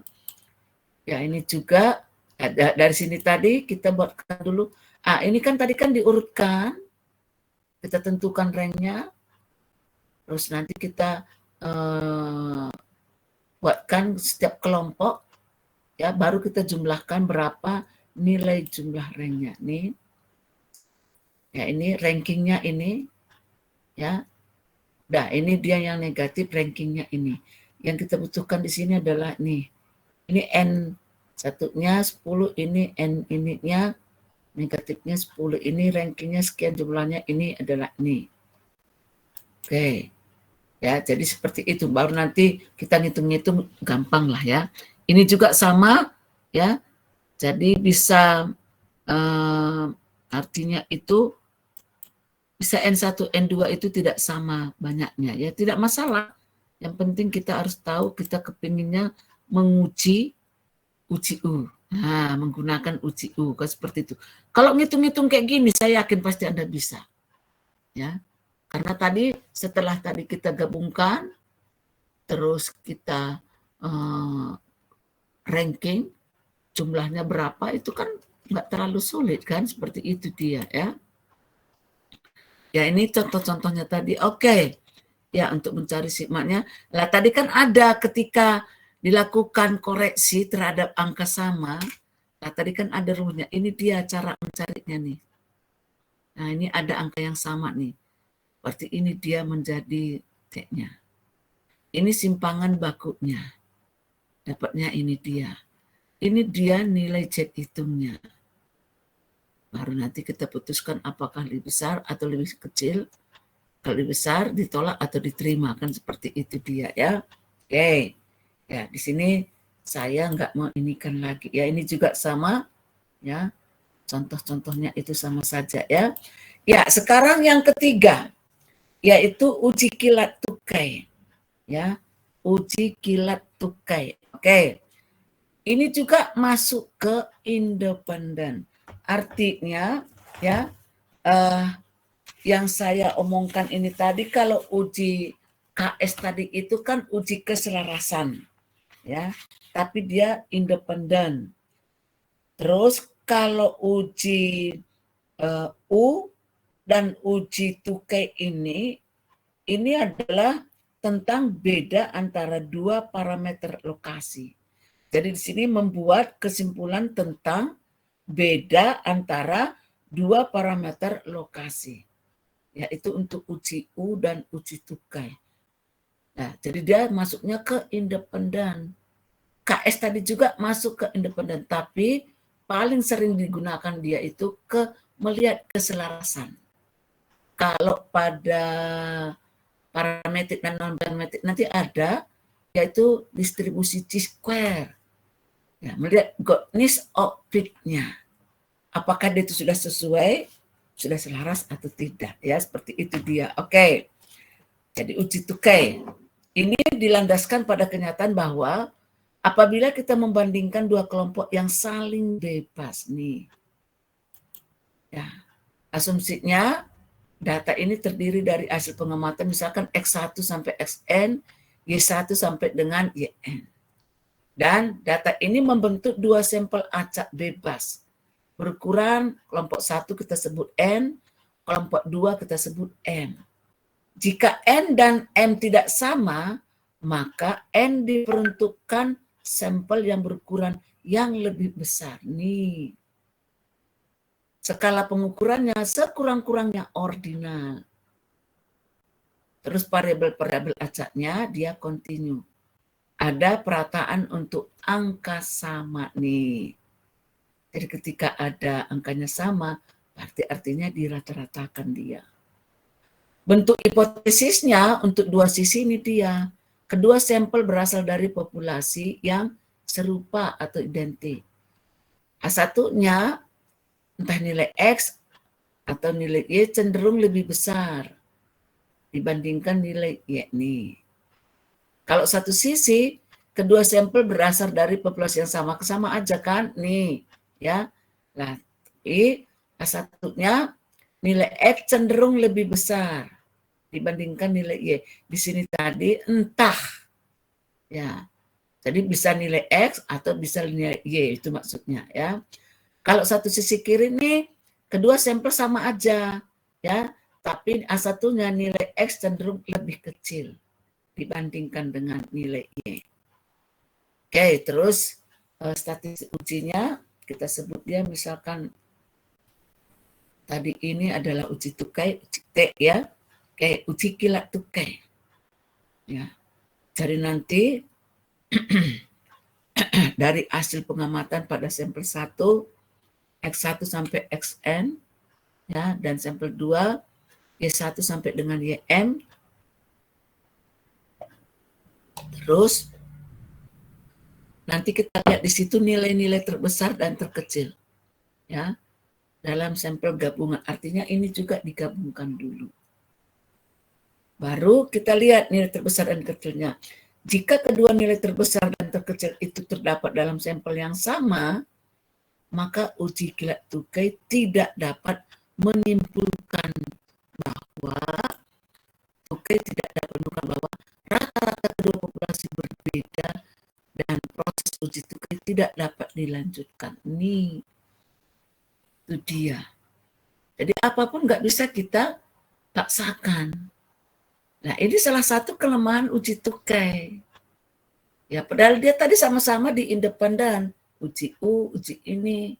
Tapi uji tukai ternyata ada persyaratannya juga nih. Nah ini persyaratannya.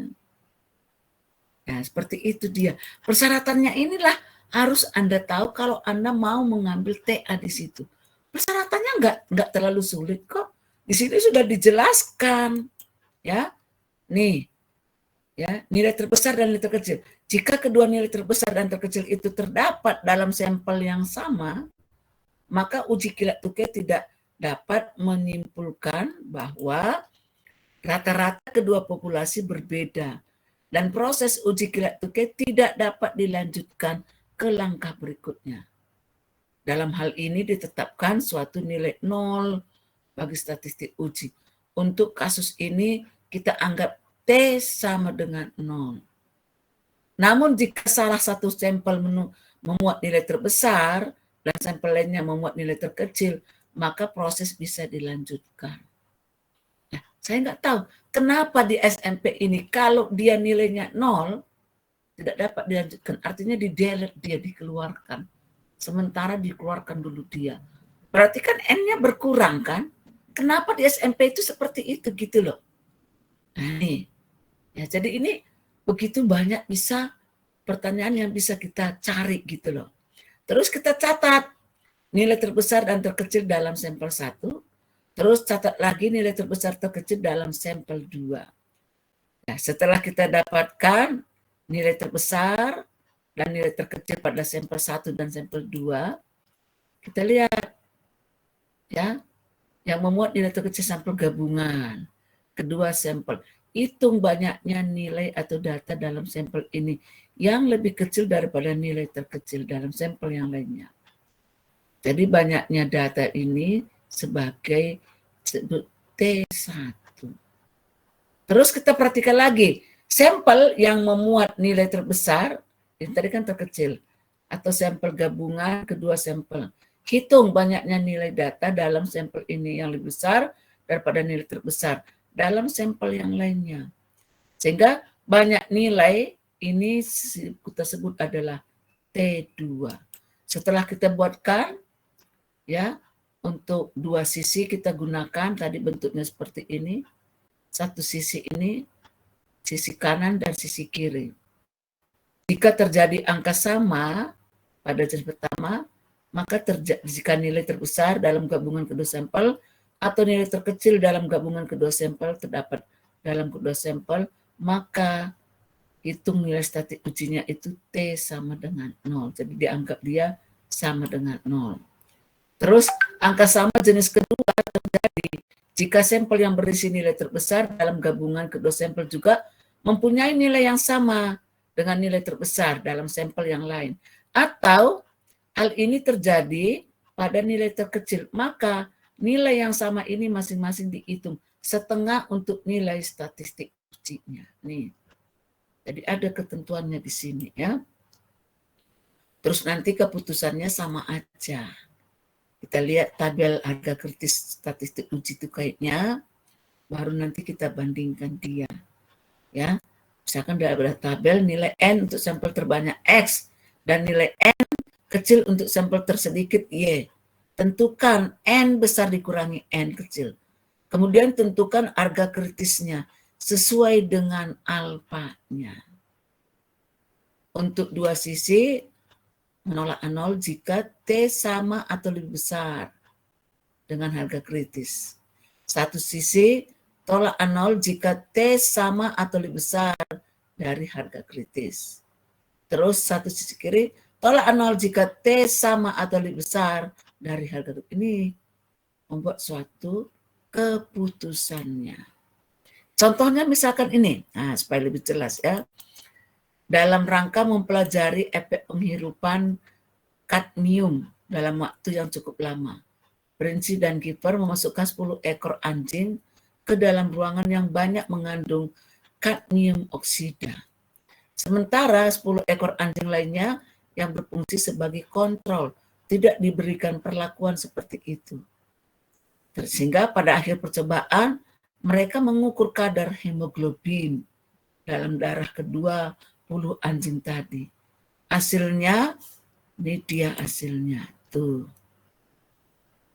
Jadi satu sebagai ditambahkan kadmium oksida, satu sebagai kontrol atau tidak diberikan.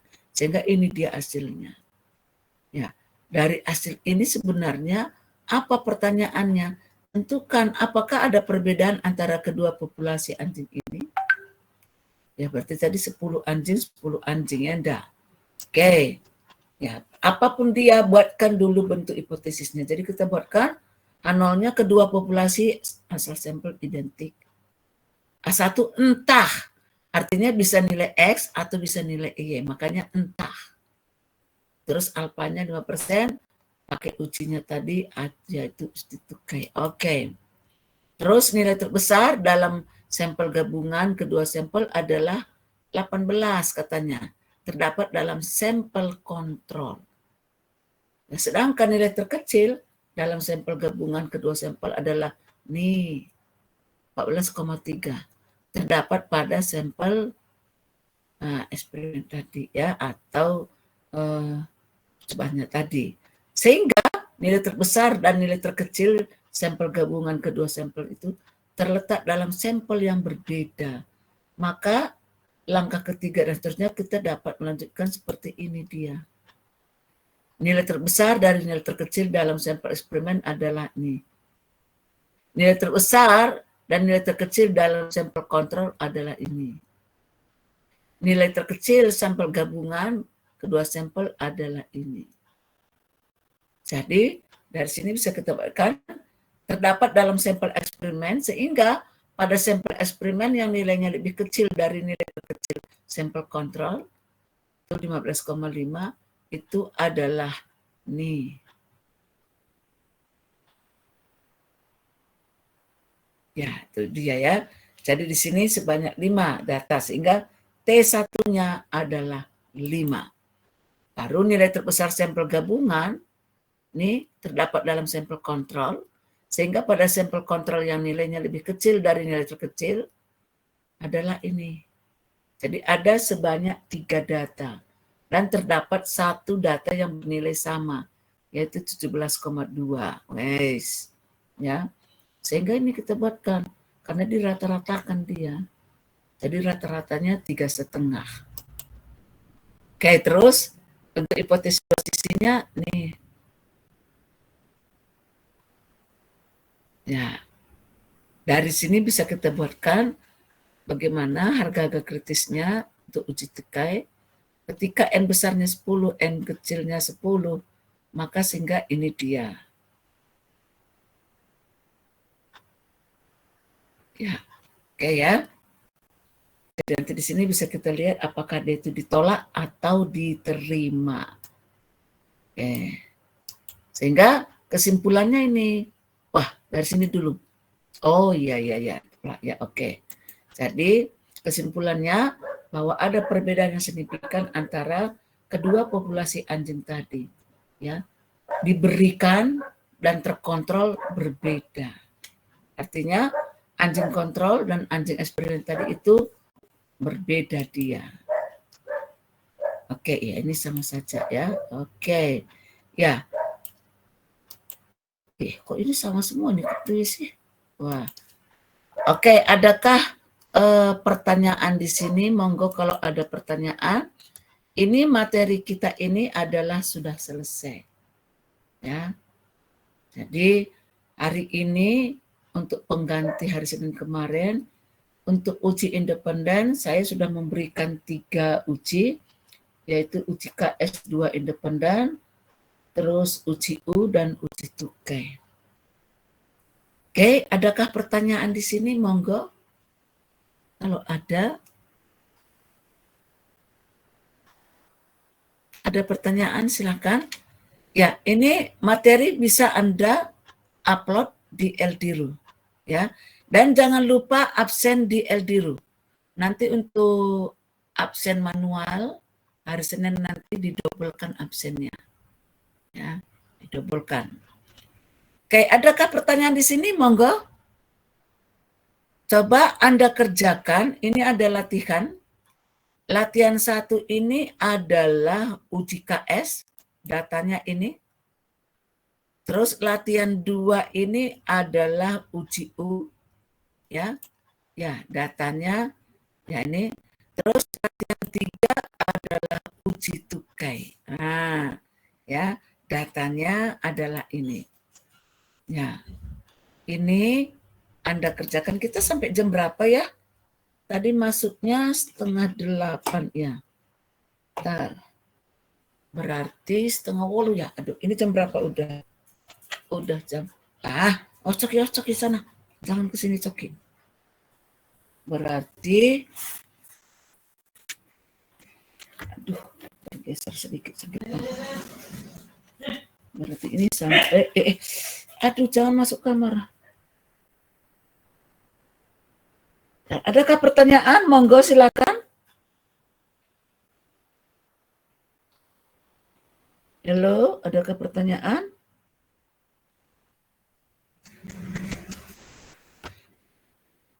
Belum, Bu. Belum ada? Oke, ini kalau belum ada, ya, pastinya jam 9:10 udah lewat ya waktunya ya. Oke, ya ini ada latihan. Kemarin yang dikerjakan kuis atau tugas ya? Kemarin namanya kuis atau tugas ya? Saya lupa loh, apakah kuis atau tugas? Saya lupa. Terus ini Anda kerjakan ada 3 soal, yaitu tadi materi yang saya berikan tadi, yaitu uji KS, uji U, dan uji tukai. Jadi soalnya ada 3 ini. Ya, Anda kerjakan dan nanti minggu depan dikumpulkan. Ya, dibuat namanya, ini apa ya?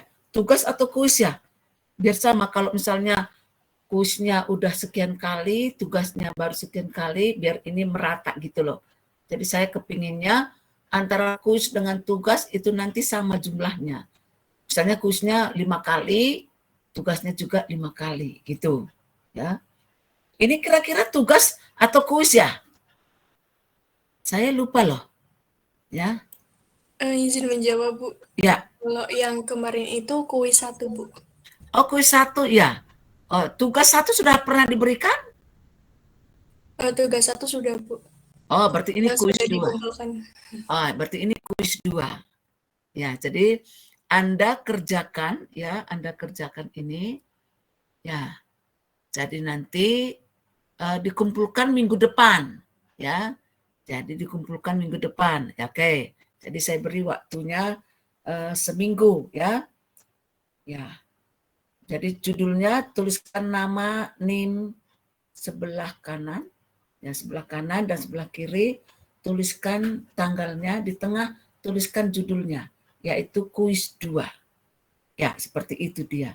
Oke, apakah ada pertanyaan di sini? Karena ini sudah malam, ya, Anda besok kuliah lagi. saya juga kuliah lagi harus mempersiapkan ini. Oh ya, ada sedikit pengumuman ya tentang praktikum. Jadi saya sudah pelong rasane karena asistennya sudah ada 2. Dari kemarin aku kemarin itu nanti pertemuan ketiga langsung praktikum. Ternyata asistennya semester ini sulit loh. Gak ada yang daftar.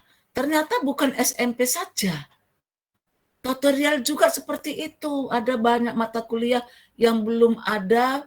Waduh, tutorial saya bingung kenapa. Kayaknya sudah terbiasa hampir 3 tahun mahasiswa itu online. Begitu diadakan praktikum tutorial onsite, dia merasa kebingungan. Ya tadi itu ya yang asisten yang satunya, Bu, saya sudah dapat satu lagi. Amin, amin, amin. Minggu depan langsung praktikum, Mbak. Aku bilang gitu. Oke, Bu. Nah, jadi nanti minggu depan kita sudah mulai praktikum. Ya. Jadi nanti ini kan jadwal Anda itu kan belum ada ya. Nah, tapi tadi untuk asisten tadi saya tanya tadi Mas Karis, mana yang sudah terpakai jam-jamnya di lab. Tadi itu sudah saya kirim, ya sudah saya kirim ke asistennya. Atau ini mau saya kirimkan loh, iya mau tanya dulu loh. Ini grup kita ini namanya apa? Statistik non parametrik ya? Ini nama grupnya ya? Statistik non parametrik itu ya? Aku bingung, ya. Ya kalau misalnya apa? Tadi kan kata asistennya berarti harus dirembukkan dulu sama mahasiswanya. Apakah bentrok dengan kuliahnya nanti gitu loh. Jadi kan kita harus tahu misalkan kita kan kuliah hari Senin jam 4 ya sampai jam 5 sekian. Nah, kalau dibuat praktikumnya misalkan jam 4 sampai kan nggak bisa karena bentrok dengan kuliah kan seperti itu maksud saya. Jadi tadi itu jadwal yang di mana tadi ya? Yang di lab itu tadi sudah saya kirimkan ke asistennya supaya dia itu bisa melihat tentang apa namanya ya, bisa hari apa kira-kira praktikum gitu loh ya. Jadi ini coba ya tadi itu saya kirimkan tadi ke nih ya, ini tak kirimkan ke ini ya, ke mana ini ya, ke grup ya, saya kirimkan dulu ke grup ini.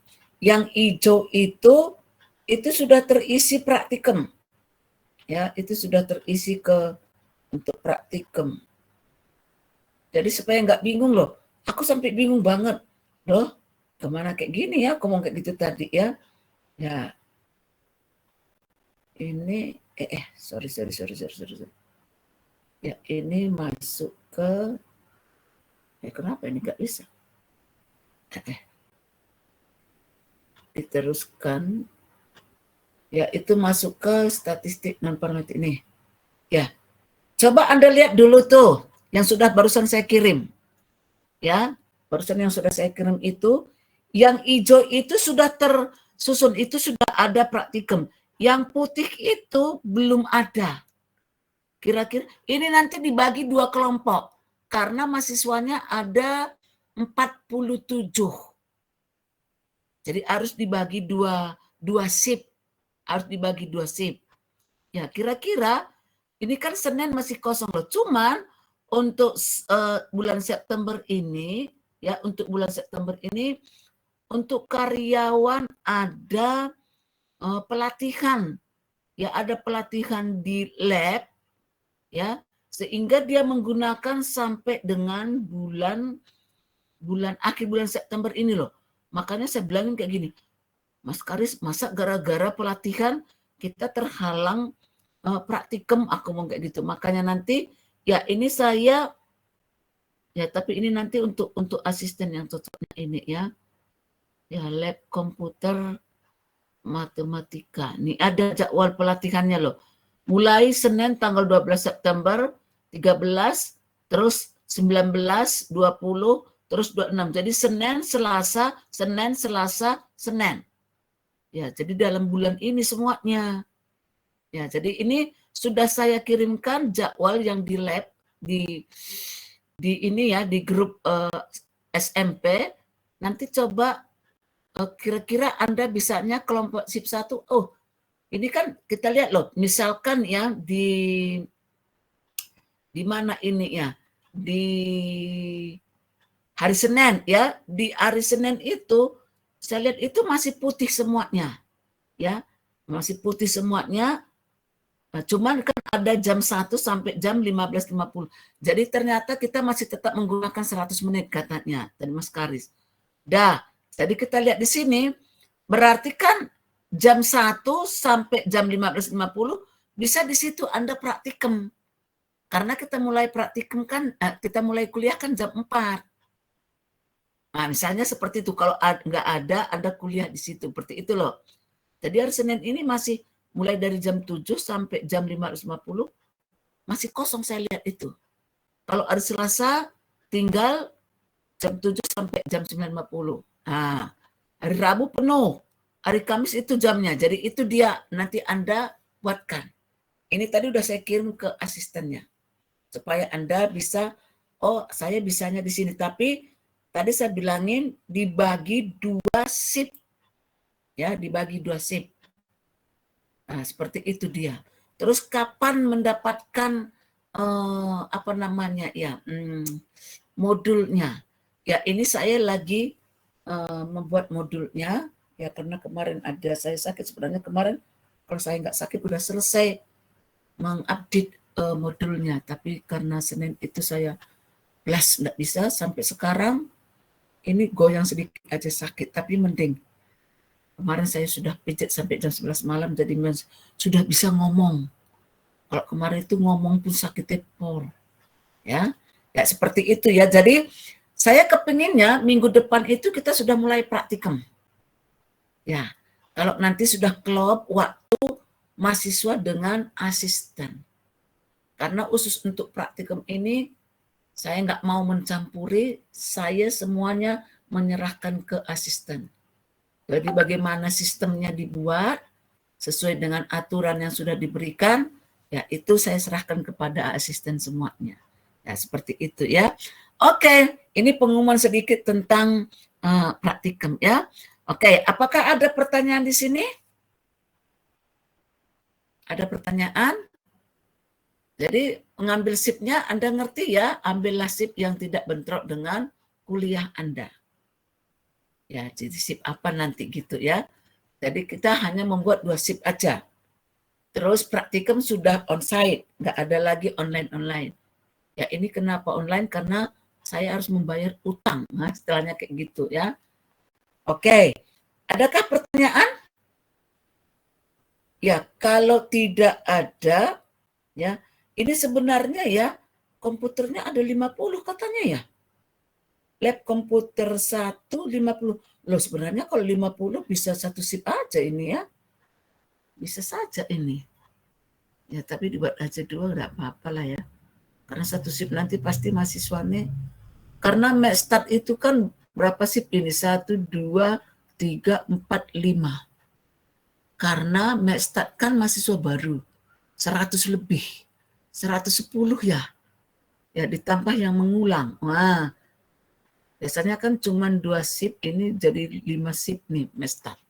Wow, berarti sistemnya berapa ini ya? Saya belum tahu nih. Oke, kalau nggak ada pertanyaan kah? Ya, sudah malam. Kalau nggak ada, kita tutup aja. Terima kasih semuanya ya, saya sudah diberikan waktu untuk bisa online, karena kemarin ada gangguan di, pokoknya di tubuh saya ini membuat saya nggak bisa beraktivitas sehingga saya harus mengadakan online. Saya minta maaf sekali ya. Terima kasih sudah bergabung sampai malam hari ini dan jangan lupa itu kuis 2-nya dikerjakan dan minggu depan dikumpulkan ya. Oke, selamat malam semuanya. Salam sejahtera buat kita semua dan salam sehat. Terima kasih semuanya.